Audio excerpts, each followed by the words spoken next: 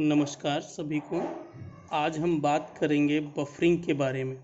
मैं यहाँ पर एग्ज़ाम्पल के थ्रू आपको बफरिंग क्लियर करने की कोशिश करूँगा। सबसे पहले बफरिंग डिस्कस करने से पहले हमें पता होना चाहिए बफर होता क्या है, बफर है क्या। तो अगर हम बफर की बात करें, बफर आपका एक स्मॉल एरिया है जो कि रैम में प्रोवाइड किया जाता है। जैसे सपोज दैट ये आपका रैम है, तो उस रैम में एक छोटा सा पार्ट हम बफर का देते हैं।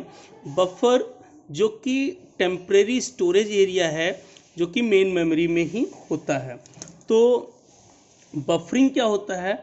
बफरिंग वो प्रोसीजर है जब सोर्स और डेस्टिनेशन के बीच में, दैट मीन दो इंडिपेंडेंट यूनिट्स के बीच में डेटा ट्रांसफ़र होता है, तो वो डेटा ट्रांसफ़र कंप्लीटली डेस्टिनेशन को मिलने से पहले मेन मेमोरी में टेम्परेरी स्टोर होता है। वो प्रोसीजर आपका बफरिंग कहलाता है। सो हम कह सकते हैं buffer is a small area of RAM which is used to store data temporarily while data transfer one device to another is called buffering। आपका डेटा एक प्लेस से दूसरे प्लेस तक, या आप कह सकते हैं एक एप्लीकेशन से दूसरी एप्लीकेशन तक जाता है, उसके लिए हम बफर यूज़ करते हैं। चलिए अब हम देखते हैं कि हम बफर क्यों यूज़ करते हैं। यहाँ पर दो डिवाइसेस हैं, एक को अगर हम सोर्स कंसीडर करें और एक को अगर हम डेस्टिनेशन कंसीडर करें। जैसे एक डिवाइस हमारी फास्टर डिवाइस है और दूसरी हमारी स्लोअर डिवाइस है। अगर डेटा पैकेट फास्टर डिवाइस से ट्रैवर्स होता है, जैसे ये आपका डेटा पैकेट हमने कंसीडर किया, डेटा पैकेट जैसे ही मूव करता है स्लोअर डिवाइस का, अब स्लोअर डिवाइस की कैपेसिटी इतनी नहीं है कि जिस स्पीड से डेटा फास्टर डिवाइस के थ्रू सेंड किया जा रहा है वो डेटा वो एक्सेस कर सके।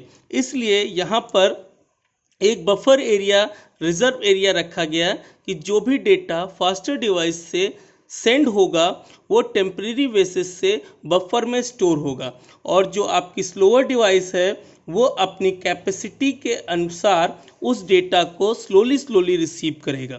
अगर हम एक प्रैक्टिकल एग्जांपल देखें तो इन जनरली आप सभी लोग YouTube का यूज़ करते होंगे।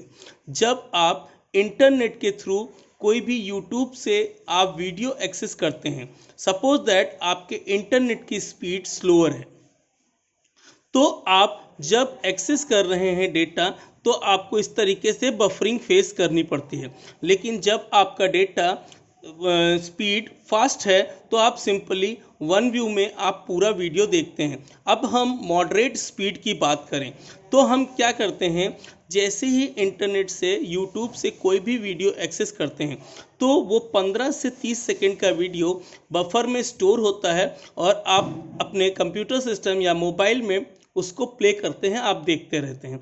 फिर उसी साथ जब आप 15 या 30 सेकंड का वीडियो देख रहे होते हैं, उसी के पैरेलल में दूसरा 15 से 30 सेकंड का वीडियो बफर में स्टोर हो जाता है, जिससे आप पैरेलल में दो टास्क होते रहते हैं, जिससे आप कंप्लीट वीडियो देखते रहते हैं, आपको पता नहीं चलता है।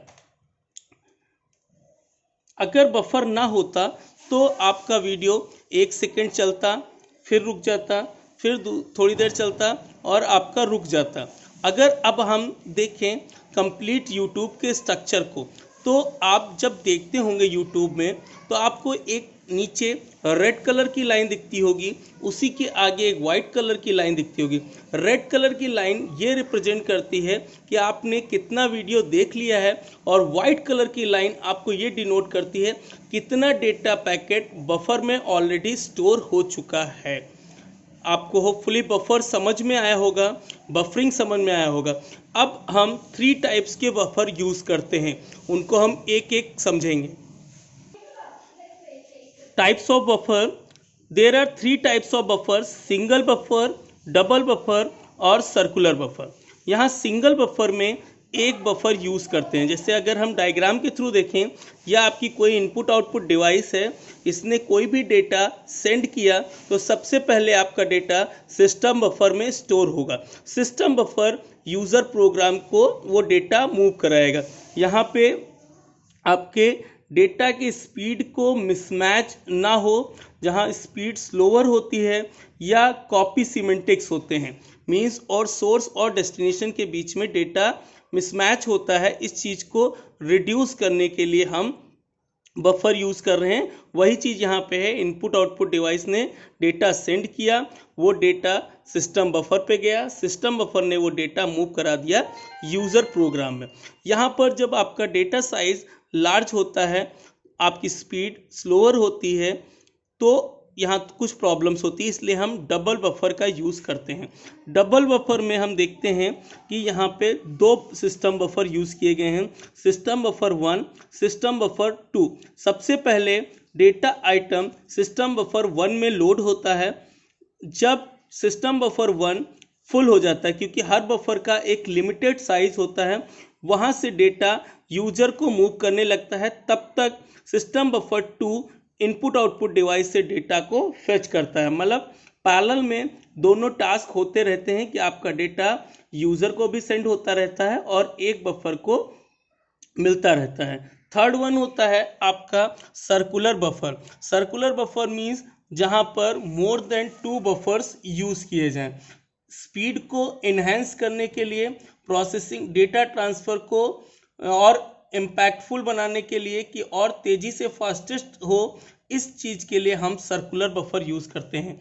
यहाँ पर मोर देन 2 बफर्स यूज़ किए गए हैं। पैरेलल में पूरा का पूरा डेटा इनपुट आउटपुट डिवाइस से रिसीव होता है और उसी टाइम पे आपका डेटा यूज़र प्रोसेस को मूव करते रहते हैं। इससे आपका डेटा एक्सेस स्पीड फास्टेस्ट होती है। होपफुली आपको पूरा इनपुट आउटपुट बफरिंग समझ में आया होगा।